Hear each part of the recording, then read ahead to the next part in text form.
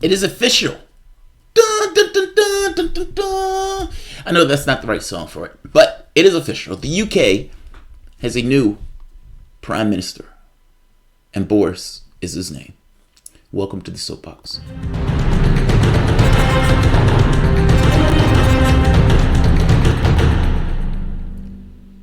My name is Jamarl Thomas. This is the Progressive Soapbox. If you guys enjoyed this content, you find yourself coming back here often. If you like this video, please like this video. If you like this video, please share this video. And you can always support this content through PayPal or Patreon. YouTube is an untrustworthy actor. I say that every video because I like to make that known. This content is brought to you by you, and I appreciate you for it. Let's hop across the pond. So the leadership race has been decided.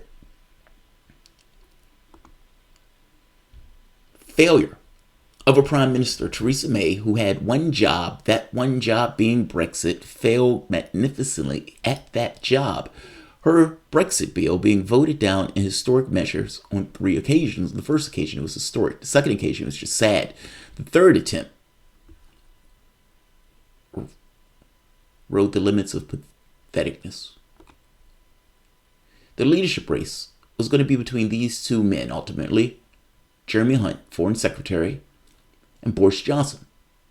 Boris Johnson served under the current, under Theresa May's government at one point, but eventually quit when that Brexit bill eventually came to light. Meaning, he called it essentially servitude, said it would put Britain in a vassal, quote unquote, vassal state of the European Union.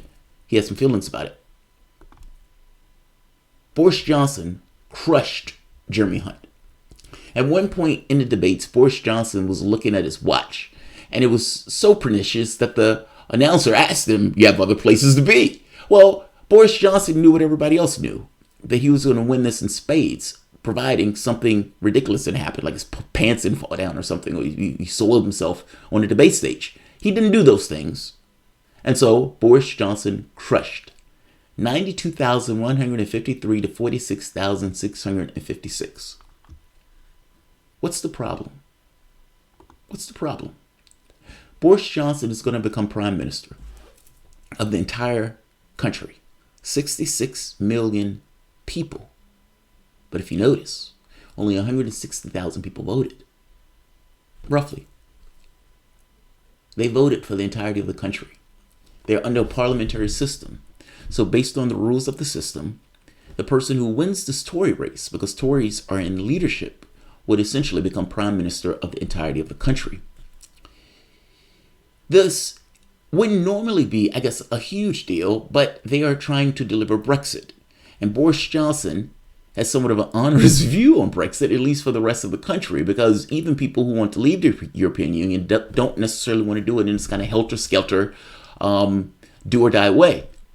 Johnson said they're leaving on October the 31st, come hell or high water, deal or without deal. Here's the catch. There's no appetite in Parliament for a no-deal Brexit. Doesn't matter what Boris Johnson wants. So now you have a problem. Boris Johnson has become Prime Minister. Boris Johnson said they're going to get Brexit hell or high water. Parliament said they are not going to give Brexit hell or high water. Parliament says that. Meaning, if Boris Johnson is going to deliver any sort of Brexit, and there is no appetite in the current Parliament for any Brexit, meaning they can't get any deals through Parliament. Theresa May tried. The Parliament itself tried, even outside of the Prime Minister, which means that Boris Johnson is most likely going to have a snap election, general election, in order to deliver any Brexit. This is an opportunity for Corbyn to take power.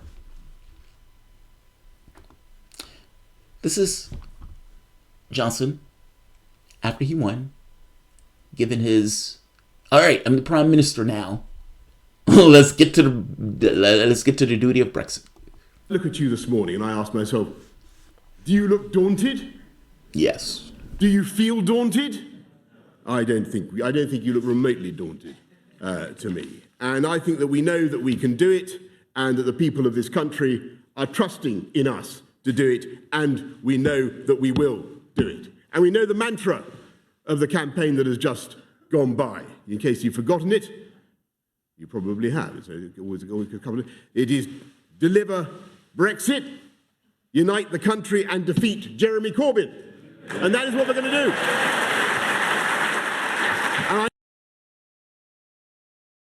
Not in that order, however. Not in the order. It can't be in that order. It can't be in that order. Defeating Corbyn has to come first. Delivering Brexit has to come second. Corbyn is going to stand in your way of trying to give a no-deal Brexit. In fact, I'd even argue Corbyn is going to stand in your way for any sort of Brexit that Boris Johnson is going to deliver. Meaning that in order to deliver Brexit, you need to get your majority of Conservatives. Meaning you need to hold a general election in order to beat Corbyn. I hope that's clear. Right now in the polling, the Conservative Party is losing. Now, part of the reason they're losing is because the Brexit Party has started to eat their lunch because people stopped believing that they are going to deliver Brexit, meaning Tories. He has to have an election first. For the Labour members, this is an opportunity. Here's one other interesting point. Beyond that point, he's announcing his cabinet tomorrow. He started to announce it today. Some of the people, it's essentially his whip, the guy who's going to be responsible for whipping people into action.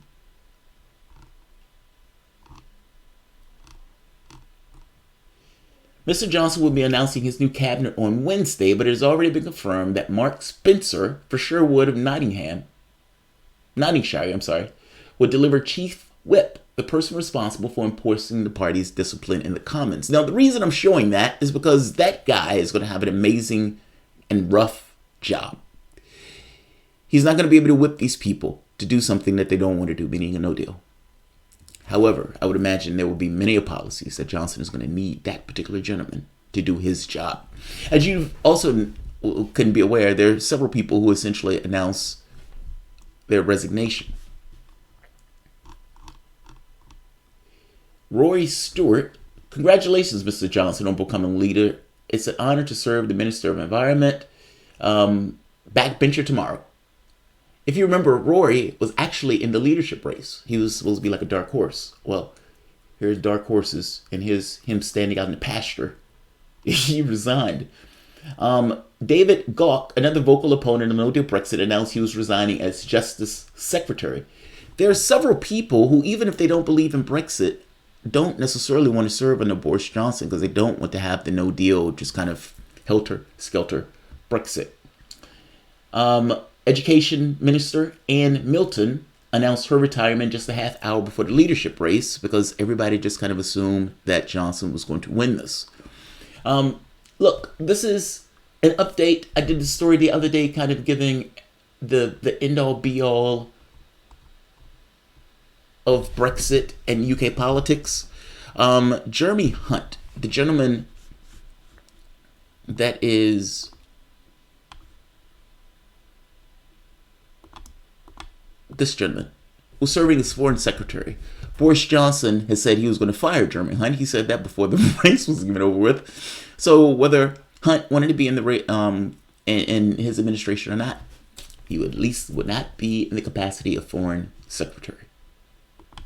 That is your update. Right now, Johnson has just taken the reins of power. Theresa May is finally going to McDonald's to get a Happy Meal or something. The UK, it's a new day-ish. He still has the exact same parliament that couldn't get anything done for Theresa May. So I would imagine Boris Johnson's first job is to try to get his parliament in order to deliver whatever sort of Brexit he wants to deliver. Get his cabinet in order. And then going about the business of defeating one Mr. Jeremy Corbyn.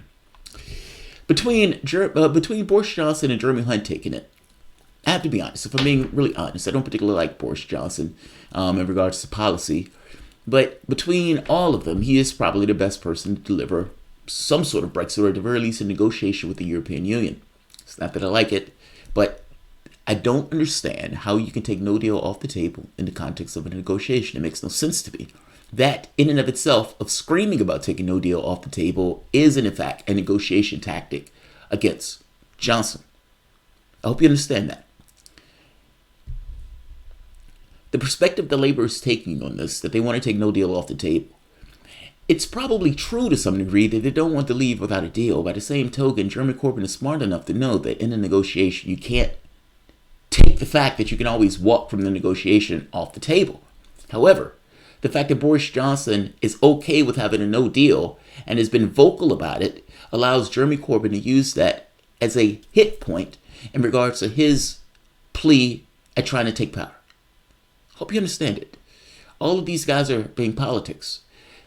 Saying you're going to leave deal or no deal, do or die, is to some degree a political stance that Boris Johnson is taking because he understands that the European Union needs to know that he means business about potentially leaving. He knows that the European Union doesn't want Britain leaving without a deal. Ergo, he takes the position of saying, look, I'm willing to do this. And by the way, he is. There's that. Jeremy Corbyn knows that there is no appetite in the country to leave without a deal, even among people who are okay with leaving. Ergo, his political hit point is we need to stop him from doing that. And that means that we need to take no deal off the table in order to stop Johnson from pushing for this notion of no deal. And at the point where we have a general election, my biggest point is going to be that this guy is going to take us out helter-skelter, and I am not going to do that. This is fascinating politics.